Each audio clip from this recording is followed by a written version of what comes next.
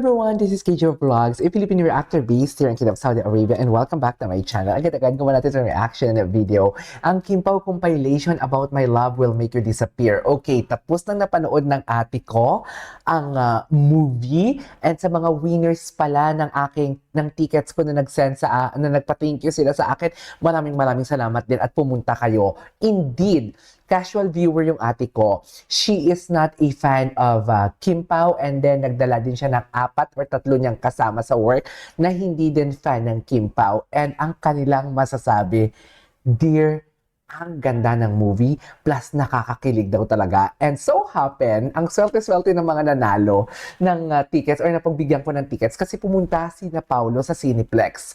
Hindi daw lahat ata napuntahan ni na Paulo Yung pagkakaalam ko, hindi lahat napupuntahan. Pero isa sa mga ang alam ko kasi pinagsama-sama nila lahat, yung subscribers ko. Thank you po, Universe.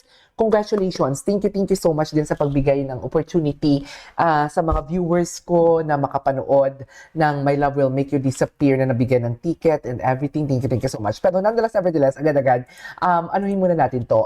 Panoorin muna natin to ang mga ganap nila. Kasi, ang sabi ng ate ko, sobrang ganda daw ng movie, hindi niya ina-expect na ganun daw kagaling si Paulo mag-acting and Kim Chiu. Silang dalawa. And plus, nakita nila in person, ang liit daw ng mukha ni Paulo. Sobrang gwapo daw talaga si Paulo in person.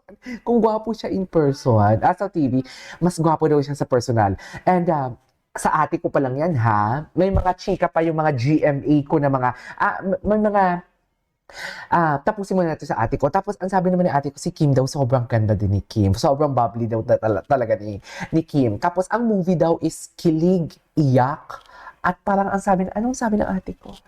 Ang sabi niya, kilig, iyak, at unexpected. Yun yung sinabi niya. Unexpected daw ang ending. Yun yung chika niya sa akin. Sabi ko, ikwento mo naman sa akin, paano ganito. Kaso nga lang, sabi ko, parang ini-spoil mo na din siya. Pero yun yung thoughts and opinions niya. And also may Marcej, JM Glino, thank you so much for coming din sa black screening ng Kim Pao. Ang kanyang thoughts and opinions din about sa video is perfect. Napatweet nga talaga siya casual viewer din siya. Actually, mostly may mga binigyan akong, kasi humingi pa ako ng extra 10. Ang extra 10 na yun for the casual viewers din. Pero marami din atang casual viewers din na kasi ang goal talaga is mapakilala sa kanila ang Kim Pao. So, may mga binigyan din ako ng mga tickets na hindi siya winner, ha. I know it sounds unfair, pero kasi humingi ako ng 10 extra kay Prim ng Kim Pao University. Thank you so much. Humingi ako ng 10 para the goal is to recruit casual viewers for Kim Pao. So parang si Marcy ko, which is the admin of John Fideliaga, siya yung admin ng John Fideliaga. Nagulat din siya na pumunta ang Kim Pao doon. Tapos sabi niya, hindi pa kami nakapag-message pero napatweet siya na grabe daw ang kilig. Bakit daw hindi daw? Ang tanging na comment na tweet niya lang is, bakit hindi linabas to ng Valentine's? Ganun ang chika niya. Bakit hindi daw to linabas yung Valentine's? So, we need to say the movie itself is parang very inspiring, very nakakakilig, very something like para sa mga nagmamahal. Should I say? Kasi nga, ang sabi niya lang, bakit hindi daw to pinalabas ng Valentine's? Yun yung chika niya. So parang sabi ko, so the movie itself is parang pang Valentine's talaga. Ganun siya nakakakilig, ganun siya nakaka-inlove, ganun siya kaganda, ganun siya nakaka-inspire, ganun siya nakakapasaya, ganun siya nakakapaiyak. Kasi makaka-relate ka talaga kung nagmamahal ka. So ang nagmamahal is the month of Valentine's. So February, bakit daw hindi daw to pinalabas ng February? Yun yung chika niya. So, ayun, and ang mga GMA, something like the assistant of Michael Sager ng PBB ngayon from GMA, from Kapuso, napa-story din ako. And then, nag-react lang ako sa comment niya. Tapos, ang sabi niya, grabe, ang ganda daw talaga. Sa Directors Club sila nanood. Ang ganda daw talaga ng movie. Kapuso yun, ha? Kapuso yun. Working yun under GMA. Ang sabi niya, ang ganda daw talaga ng movie. So, we need to say, ganda talaga ng movie. Pero wait lang, sa April pa daw sa Riyadh. So, sa Riyadh daw ang movie. So, wala kami dito. Ganun yun. Wala kami dito pala pagdating ng... Wala kami dito sa Damam. Sana meron sa Damam kahit isang sinihan lang. At pupunta talaga ako kahit isang sinihan lang. So, yeah. Panoorin natin to. Yun lang yung mga thoughts and opinions natin for today's video. Sana nag-enjoy po. And tita ni Mama Dids. Mama Dids. Nag-aalaba. Yes. Nag-aalaba. Ay, Alabang guwapo. represent. So, So Ano ba? maraming salamat po for your time. Sa Cubao to and kahapon for actually, watching the pagkakaalam movie. ko. Sana po na-enjoy po ninyo. Maraming salamat. Ay, nag-enjoy ang ate ko. Thank you Ang for ate the ko time and ha, ito effort. share ko lang sa inyo. Alam ko, Twinit ko yun eh. Twinit ko yung message, yung video ng ate ko. Yung about sa Kim Pao. Twinit ko yun. Yung ate ko introvert yan. Kahit nag-away-away na kami magkakapamilya sa GC. Alam mo yung misunderstanding lang. Kasi syempre sa family may black sheep talaga. Yung bunso namin kasi matigas yung ulo.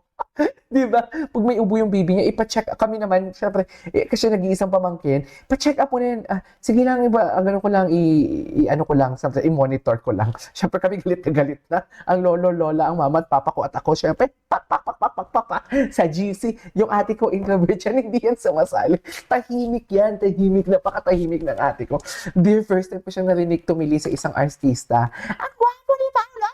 Makikita yun sa video, twinit ko yan. Introvert yan yung pinaka-ate ko. May asawa pa yan ha. May asawa pa yan. hindi madali mag-organize. Twinit ko yan, ang gwapo ni Paulo. Tapos ano asawa, todo. Ano siya, tawa. Ganon yung tawa niya. Ulitin natin. Sorry, ang daldal ko. Hello po, Mama Dids. Yes. Okay. Sana nag-enjoy po. And tita ni Mama Dids. Tita ni Mama Dids. Taga-Alaba. Yes, pwede naman talaga.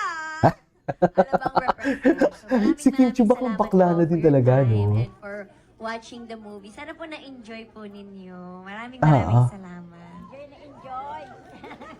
I want to say Enjoy. thank you for the time and effort. Alam ko, 12 million sales! Sa first day! For interrupting your... Ayan ha, wait lang. Sa mga, wait lang, I just want to address this pala, no? It's a celebration for us. 12 million. 12 million for their first movie? Dear! Hindi madali yun, sa totoo lang. Pero may mga nakikita kasi ako na parang kinoconnect nila sa Katen, Hello Love, Hello Love, again, dear, hindi nila pwede i-connect yun. Hindi nila pwede, once and foremost, that is a sequel. Nagmarka na ang part 1. Lalong-lalo na, two networks ang nagsama, GMA Pictures and Star Cinema. So, hindi natin pwedeng ikumpara yun. 'Di ba? Please, kasi Katdan fan din naman ako eh.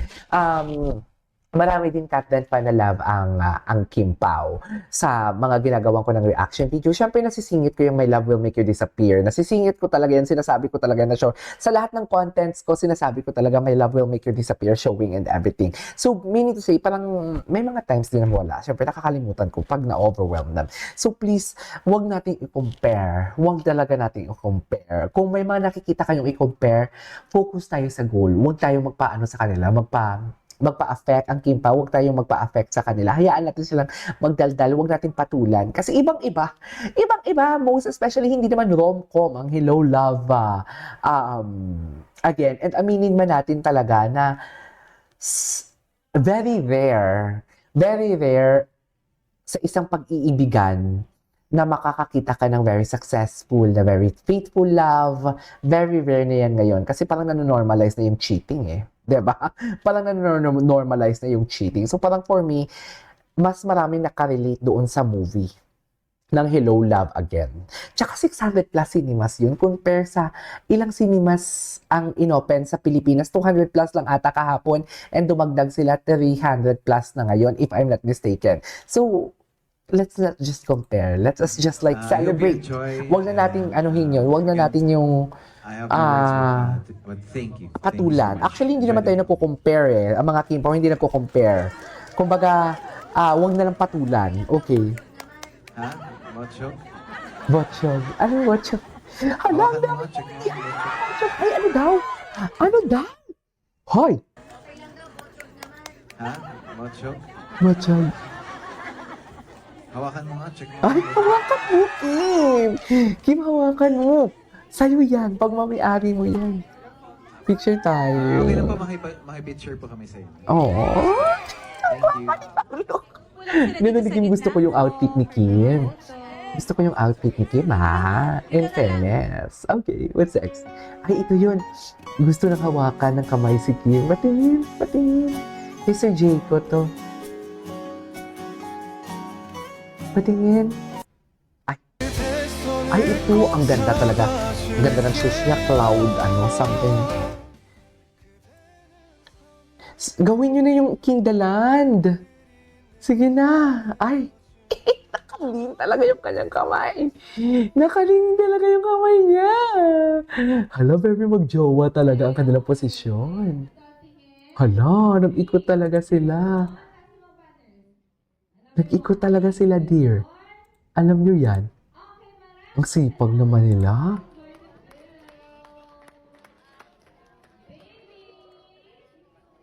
Sipag naman nila. Nag-ikot talaga sila, be.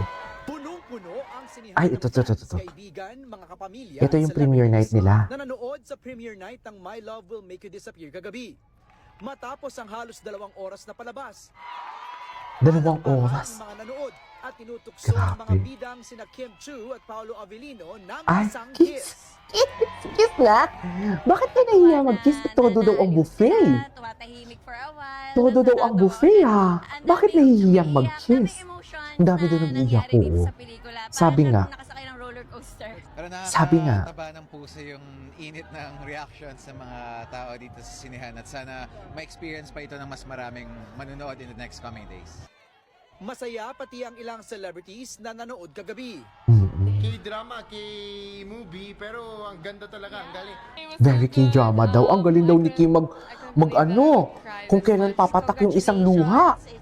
Totoo ba? Success. Uy, bigyan nyo naman kami dito ng sinihan. Pati Kung ang kailan best na-afford ko friends ng ni sinihan, Kim, dati hindi ko sina afford. Bel Padilla at Angelica Panganiban. Ayoko sa happy Netflix lang, gusto ko sa pinakita ng sinihan. kaibigan. Gusto ko big screen. Talaga yung gusto ko i-congratulate talagang panalo siya sa mga ginawa niya kay Pao. At Grabe. ano ba yung ginawa niya kay Pao?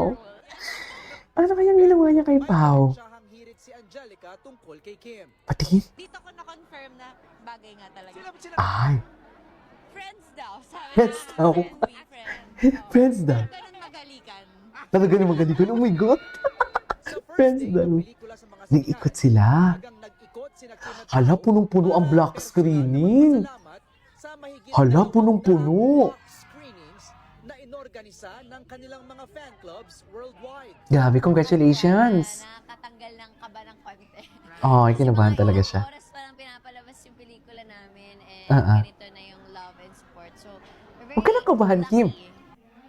At dahil marami na nga ang nakapanood, Wow. usap-usapan ng fans. Dear, hindi pa to weekend, ha? ng dalawa. Hindi ko narinig kung cut o hindi. Kami naman ni Kim, sumusunod lang kami sa instructions. ng Chasera! director. Ichasera, nadala kayo. Mula sa 200, palabas na ngayong araw sa mahigit 300 380s. ang My Love Wow, punong-puno ang black screening. ABS. Punong-puno ang black screening. Wow. Tingin, ano to? The reaction. The reaction. Cut na ba? Hindi ba? Ay! Manood kayo, tama. Huwag din niyo may-spoil. Huwag kayong mag-screenshot. Walang magsa-spoil, please. Walang magsa-spoil. Napaka-solid nito. 100 million over 10. Talaga? Oh my God, mabuhay ang bagong kasal. Bagong kasal nga talaga sila. Hoy, 13 minutes yung video natin. Hala, napahabang chismis. Ituloy natin ito sa second video natin. This is KJ Vlogs and see you on my next vlog. Bye!